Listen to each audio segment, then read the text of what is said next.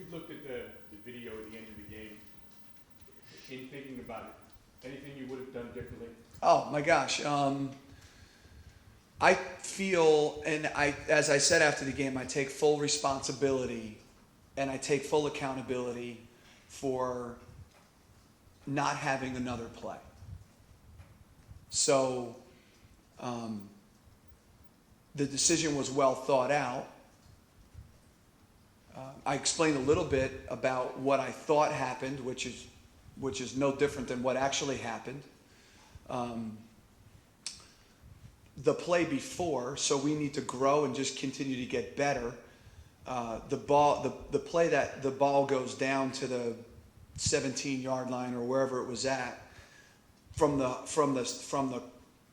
play call to the snap of the ball was an 18-second time. So I was already heightened and exacerbated about even that moment. So the ball was snapped with 1 second left. This is 3 plays before the moment that you'd be identifying. So you're already like, whoa, oh my gosh. Whew. So now the Hergy catch and the ball's spotted on the 2. The play goes in, which wasn't the play that was called. The play goes in and gets the same personnel, a play from the 2. Then the ball gets respotted on the half-yard line, and it's a check, and we change personnel. Because now the ball's on the half-yard line. So, which is all fine and dandy, except for the fact now we break the huddle at 10. Bryant's under center at about 5. The call was wristbanded. So it wasn't said. It was wristband 27. Does it have shift? Does it have trade? Does it have motion? And there was a sentiment that we weren't going to get the snap off. Had all these different dynamics, had they not happened, if the ball was on the 2 and not on the half-yard line, it wouldn't have been a clock issue. If the ball was on the half-yard line and not the 2, it wouldn't have been a clock issue. And this is no one's fault other than mine, right? So if you're looking for someone to blame, I'm standing here ready to take it. But I'm just explaining to you what actually happened. It's not an excuse in any way. So the personnel changes, which the clock is going tick, tick, tick, tick, tick, tick, tick. Now we're down, and Bryant's under center at 5. And so now standing here and analyzing it, would Bryant have gotten that snap off? He would have. I believe that he would have. I believe that he was situationally aware of the clock. It was tight again. It would have been at 1. It would have been at 1. I called the timeout at 3. It would have been at 1, but I think he would have got it off. The snap. So we've analyzed that moment and worked to build some troubleshooting. But it wasn't without thought. It was with great thought.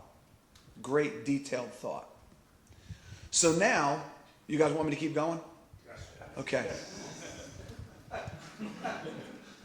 So now, I don't want to pontificate. I don't want to waste your time. So now, from the half-yard line, we call the play that you're all wondering why you didn't call. And the launch pad wants what they want, which is awesome. They want to muscle the opponent into the end zone and end the game.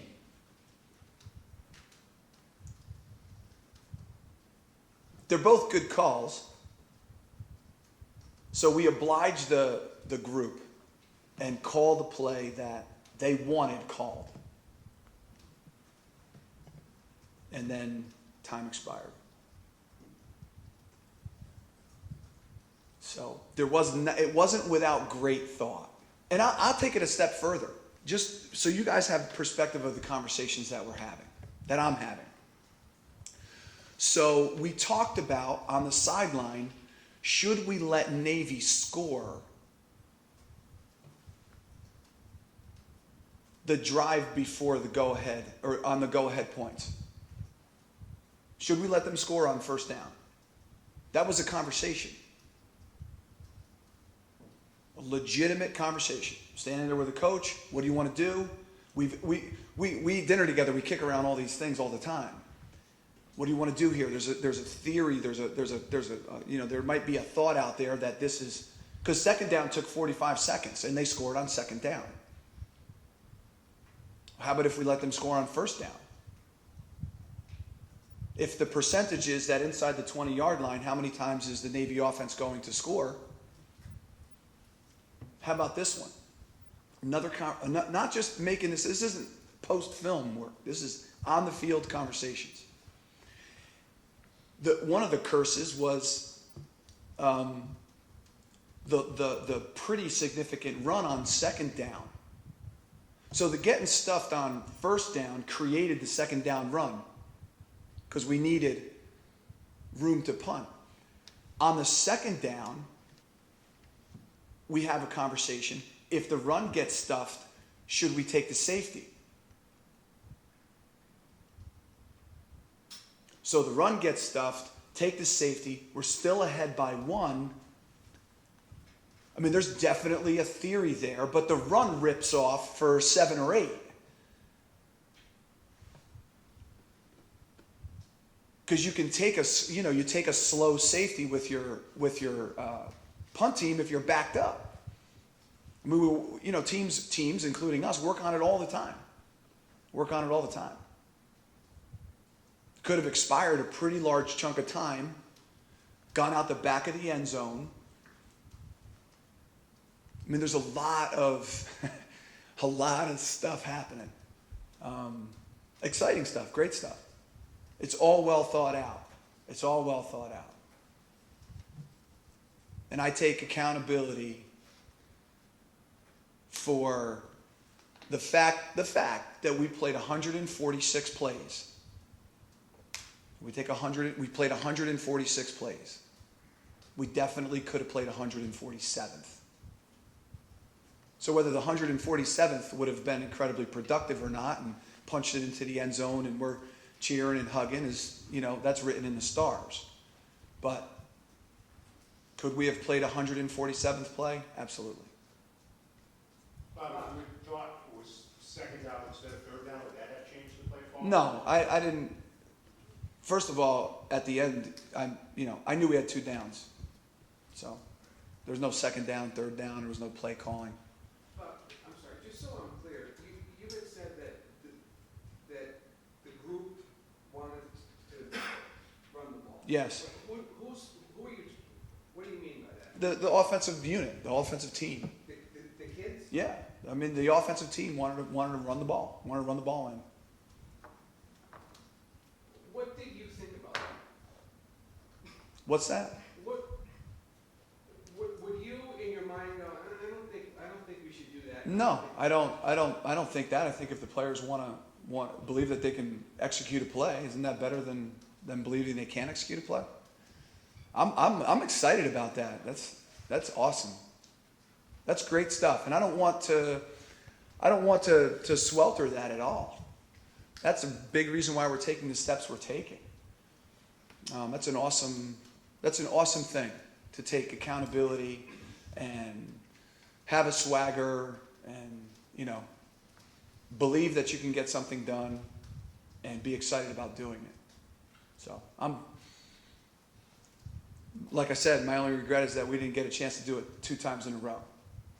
You said you're building in some troubleshooting as a result of what do you mean by that, and what did you learn from that? I think from a communication standpoint, if we can piece things together in a little different way, it might make for a more streamlined, focused approach per group, rather than having 17 people at the spot, to have even a little bit more detail to it than that.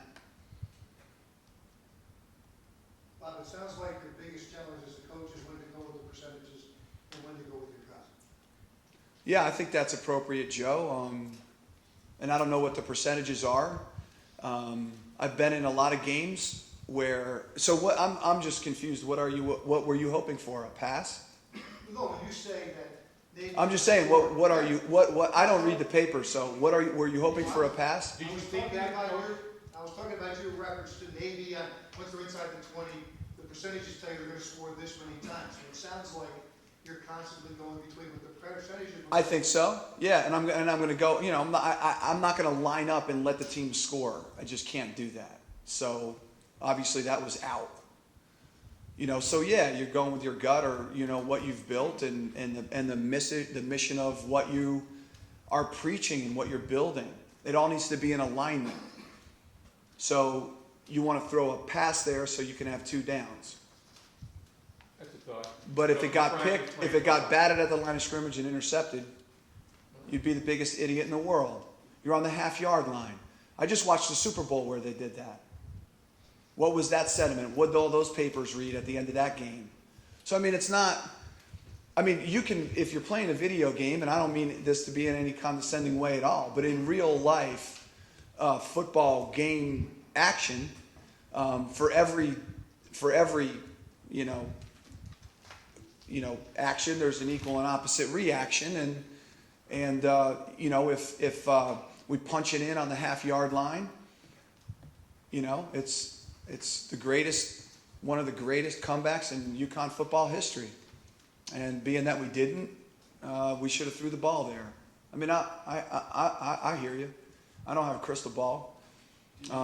We were in a game. I was in a football game where we're down there tight, kick a field goal to win, take another shot. You know, gets picked, game over.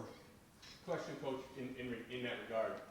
You run the play, if it doesn't happen, you expect to make it, but if it doesn't happen, the next thing is getting up and quickly, you know, getting there. I realized they were sitting on it. That's the next level, you know. No, but there still wasn't an urgency to get situated, just like 2 plays before, you know, to take from the call to the ball snap to take 18 seconds. I might have had to burn a timeout there. I mean, I wasn't going to burn it there because the 17 or the 22, you know. Yeah. But the half-yard line to the 5.5-yard line, that's a totally different deal altogether. So, like I said, it was well thought out. It didn't work out. Do I wish because it didn't work out that other things were done differently? Absolutely. Who would say no to that? There's not a moment of a lack of understanding. Just if that's what you're getting at or that's where we're going, that never happened. There was deep understanding, drives before that, and including that drive. I know when I was your short yardage back, was there consideration given to letting Bryant perhaps run the ball or make a play on that play? Absolutely. Yeah. There's a play where he has the ability to do both. There's a run pass option for him. Yeah. When you were back after Really deep consideration.